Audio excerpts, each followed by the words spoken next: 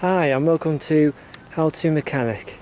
Don't forget to like, subscribe to be notified of any more videos. In this tutorial we're going to have a look at a Mercedes a160, and this is a 2002 model. We are going to locate the onboard diagnostic connector. So if you make your way to the driver's side,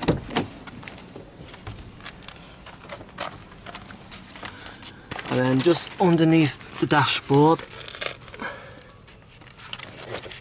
you come across a small panel with a screw. So if you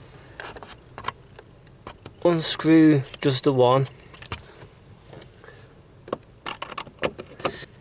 and then I'm going to get this a flathead screwdriver and just prise it open.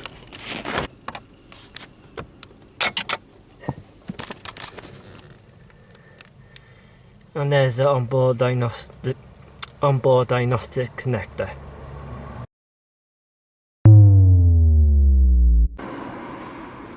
To locate the fuses, if you get a flathead screwdriver, just go to this little panel and just prise it open.